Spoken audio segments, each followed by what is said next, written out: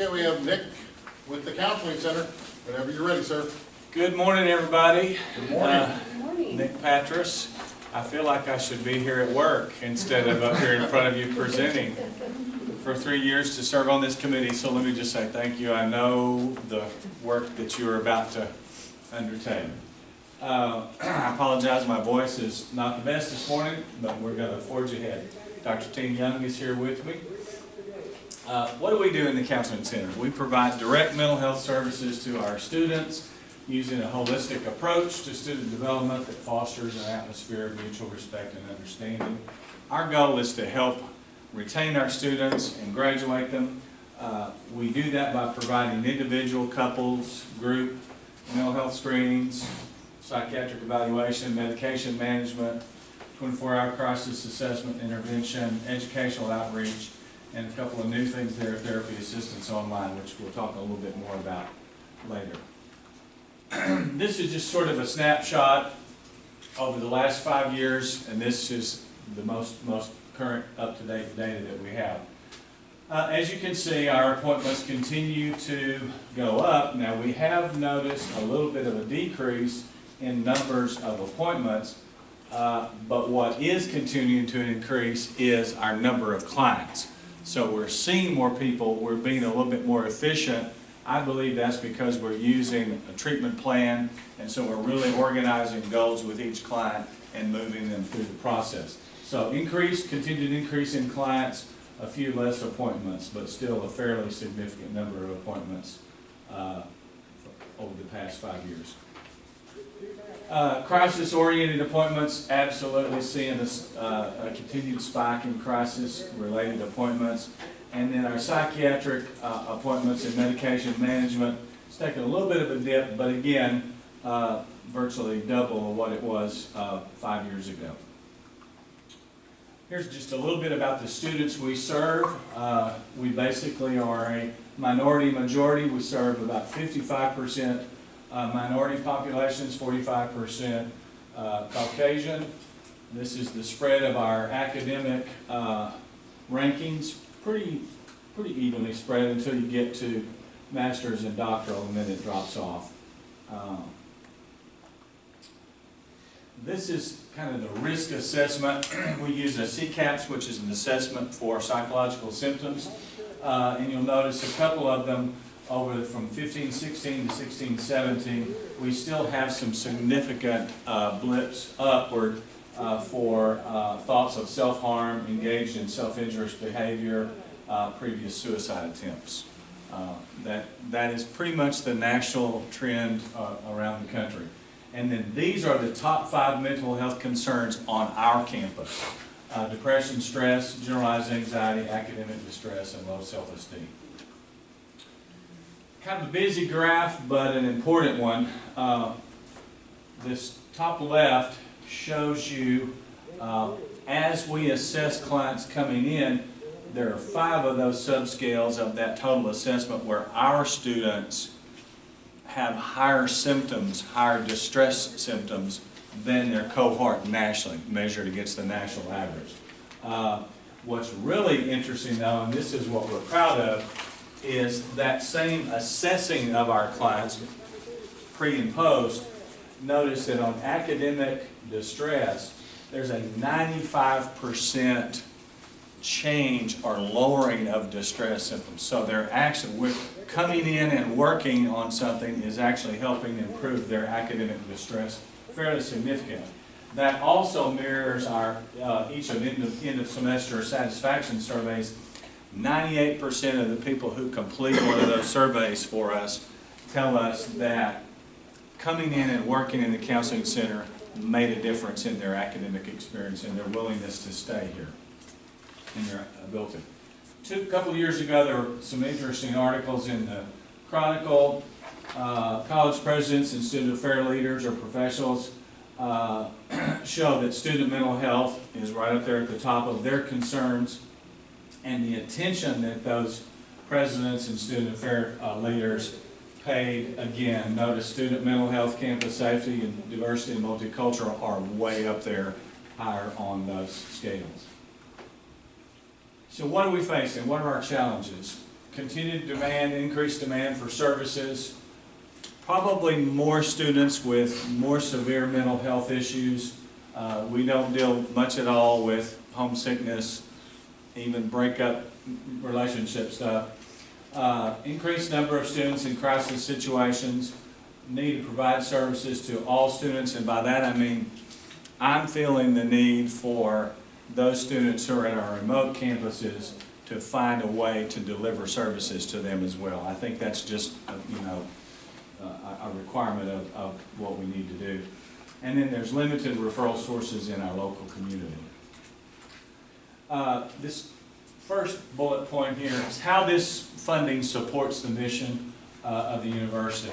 Well, it directly impacts student academic retention, performance, and graduation rates. I finally got a hold of Charles Robinette and I said, what is an average tuition for a student today? He said about $87.20 for a student coming in today. So if you take that times 4 years, that's about 35 grand. If 125 students, freshmen, are able to get here and stay here, that saves $4,361,000 in tuition. So those success rates, getting them to be able to get past whatever's going on and stay here, do make a difference. We provide accessibility and high-quality services. We offer timely interventions to at-risk students in acute distress or deteriorated mental state. Here's our ask. Salaries for 9 full-time employees, benefits, longevity. I think you all have these numbers. I won't go through them. At $781,805. We also have been getting university services fee in the amount of $55,000. Every penny of that money goes to pay for a psychiatric nurse practitioner who prescribes our medications and manages that process. We had some rollover last year. Here's some of the ways that was spent. We got more people trained in QPR, so we have more certified trainers. We purchased the Campus Connect Train the Trainer, so we have a new, sort of very student-centered suicide prevention tool. We invested pretty heavily in mental health matters, along with some of my campus partners who are in the room. We signed up for TAMUC, which is Therapy Assistance Online. That lets us deliver therapy, I call it therapy-like, remotely. People can access it on their devices, iPads, whatever. So it's a way to get more tools in the hands of more students. And then we're looking at how do we prepare to make sure that our center meets the needs for the upcoming next 5 years. That $30,000 hasn't been spent yet. I'm putting that out before my boss before he even had a conversation with. That's a want. I hope. Time. But I'm assuming the committee will do like we always do and let you finish. Yes, Dr. Patrick, my question would be, would you finish this? Yes, ma'am, I'd be happy to. What if the funding is, cut? Well, we're going to have to figure out some of these things. So the only thing is to cut personnel, cut services. When it gets right down to it, there's not any fat in that budget submission. So we would have to eliminate either fewer counseling sessions, which some universities do, trim back on psychiatric hours. That probably would have some negative implications. Look at charging fees. If we have fewer people, severe caseloads and heavier caseloads will probably impact staff morale, and we'll have burnout and turnover. Any questions? Yes, ma'am. Andy, thank you so much for the presentation. I saw that on your structure of your request that there were about $30,000 remodeling for the Yes. center. Would that be a one-time request then? We still have some rollover money. So I'm saying my proposal is going to come back to what do we need to do to the center to make sure that it will house enough personnel for the next 5 years. So that hasn't even been submitted to Dr. Newsom yet. He just saw that for the first time right there. That's money you currently have. Yes. Yeah. I just want you to know we're not sitting on rollover as maybe perhaps in the past there was a lot of rollover that was carried forward from year to year. Does that answer your question, Tina? Can you go back to your slide with, This, is the 55,000 you get from the USF enough to cover the nurse practitioner hours? what we've seen over the last 5 years, the severity causes her time here to be longer. So the evaluations, what used to be done, and when we had our first psychiatrist, physicians do evaluations much different than nurse practitioners do. So we're basically filling up a whole day, and then we're having her here more frequently because we can't get everybody seen in one day. We're trying to keep it to one day. So yeah, this year it'll probably be about $7,000 over that is what we will end up paying her. And you're going to end up taking that out of your general operating? Out of the operating. Okay. And then can you tell us a little bit about how well protocol has been working? That's like having a staff member on duty at night and weekends. I get a log at the end of each month, and there is not a month that goes by where I can't see that someone has spent 15 to 20 minutes talking to a crisis counselor after hours. I don't know how you put a price tag to that. I mean, that's just invaluable. So that's not counseling on the phone. It is a crisis assessment. So they go through a very specific protocol to determine what's going on. And of course, they answer the phone, counseling center, so it seems like it's one of us answering the phone. So those are licensed counselors after hours. Other questions for Nick? Yes. Can you just explain the longevity part of your budget? That Is is, that like merit rate? no, that's longevity pay that people that have been here way lot longer than I have get paid longevity pay. That's, Okay, staff earns almost $10 a month per year that they serve. Yeah. That's just per Okay, so statute. it's just- It's a system thing? Okay. It's a state of Well, Texas. just, thing. I'm just Oh, saying that's- another that's- budget. that's- It's part of benefits. So- It's yeah. rolled I into didn't put that in benefits, but it is. It's usually shown when he looks at his budget, it's shown that way. Like longevity is a different line, and then it wraps into the benefits. But so, when Nick and I were meeting, because he asked me some information, I said, just show it that way, because that's the way it shows up when we're looking famous. Tina, are those actually paid out, or are they a liability? It's paid out. Okay. I just have another question. Yes. I see a little disbursement of services. You've got the veteran services, they're not under your umbrella, correct? And then we've got the student case manager, is she under you guys as well? No, She's under your different office. students office. Is there a reason that those couldn't be combined? Well, there's different roles. I mean, it's serving different roles. The case manager is a non-licensed person providing, let's say a student is hungry, has no place to stay, no food to eat. Nikki is able to go out and look for those resources to provide services to our students. So there are two, I can remember when we first had the discussion on this campus about case management. Right. And there are two types, licensed clinical case managers and non-clinical, and so on. Nikki is not, she has a master's degree in social work, but she's not a non-licensed, so we do different things. And she does work very, very closely with Nick and his team. Absolutely. It's a very legitimate question that, quite Yeah. frankly, is an ongoing discussion. Other questions for Nick about the counseling center? Safely done. I said, I've been here 3 weeks and we've had that discussion. All right, Nick, It's been ongoing in the last 3 weeks. all right, Nick's gonna put on a different hat and talk to us about safe spaces and legal services. Boom. No, these are both annual requests, if I'm not Yes. mistaken. So, Safe Spaces Ally Project, it was a joint effort that started, I think, in 2011. Mr. Dotson was involved in the original hearing, what was the group called? I mean, you were a steering committee, or Allies. Just Okay. Allies. Yes. Allies. The purpose of the project is to educate and train staff and faculty to create safe spaces or zones for gender, sexual, and romantic minorities. You used to see a lot of language around LGBTQ, ...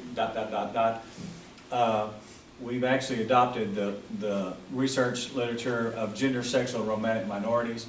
We do that by conducting ally trainings and sponsoring keynote speakers and webinars around relevant topics to support largely our students who identify as gender, sexual, romantic minorities, but it's also beneficial for faculty and staff. I had a faculty member in the training last month that we conducted, and she was from the Northeast, and she said when she came here to interview, she was hesitant to consider taking the position here until she started walking around on the campus and kept seeing ally stickers, and she goes, well, this place may be all right if there, I mean, because every building she went into when she was on her tour, she would see an ally sticker. So that's just an anecdotal story. To date, we've trained over 400 allies on the campus, which are visible signs in every building, providing a network of support to our students, faculty, and staff who identify as GSRM. There's just a sample of some of the really, trendsetters around the country who have been here. Phyllis Fry is considered to be the grandmother of the transgender movement. She is the first judge on the bench as a transgender person. Daniel Hernandez was our most recent speaker. He was the intern who was with Congresswoman Gabby Giffords when she was shot. He's credited with saving her life. Sheriff Lupe Valdez, she's now running for governor of the state of Texas. We've had 2 screenings of documentaries. That's Robert Kamina, who created both of those documentaries. The executive director of Equality Florida, thrust into the national spotlight after the Pulse nightclub shooting. Amazing presence and held the Florida community together after that horrible shooting. So this is the kind of people we bring to campus. Ellen Greenwald is the researcher who came up with the GSRM, kind of moving us away from using the LGBTQ language. Budget request of $4,000. Currently we have 26 in the balance. This is what we spent last year. What we're hoping to do is continue to conduct ally training sessions. We also are always available to do sessions on demand if we get a group of 10 or more. Lots of times we'll go to departments and do departmental trainings. We're hoping to sponsor a statewide GSRM student symposium to bring, Pride Alliance students and their colleagues around the state to our campus and have them conduct a symposium. And then to continue to bring innovative speakers to our campus who are on the cutting edge of GSRM issues today. If the funding is somehow curtailed, we'll have to figure out how to cut into some of that. We can bring fewer speakers, we can cancel or diminish this planned symposium, and reduce the trainings. Any questions about safe spaces or how that works? Or does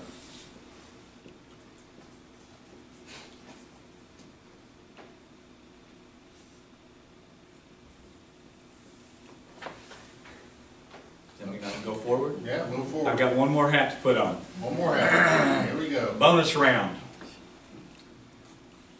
So, why in the world does a counseling center have a legal advisor?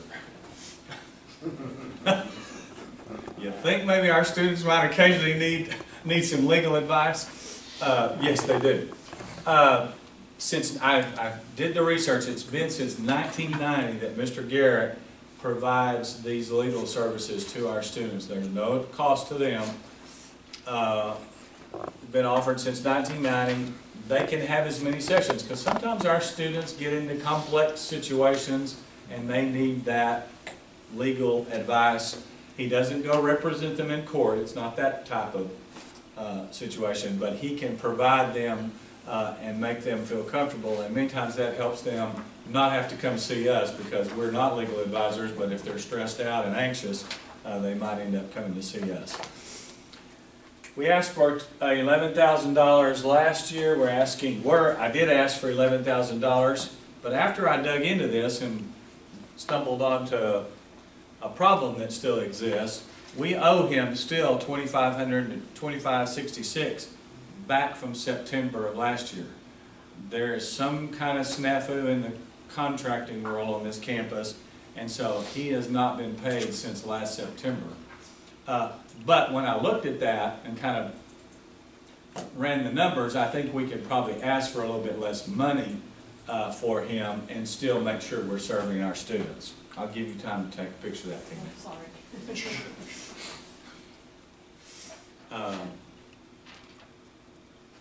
So that's pretty straightforward as far as what he does and what he provides for our students. Does he bill us on an hourly rate, or we just have a? It's an hourly rate, so people are able to make appointments. We keep, Betty in the front desk sets up the appointments for him, and then it's billed by the hour. He's a full-time faculty with the Oh, College okay. of Business. Okay. Other questions for Nick about safe spaces or legal services? Okay? I got a question. No. Nick, kind of going back to your question, actually.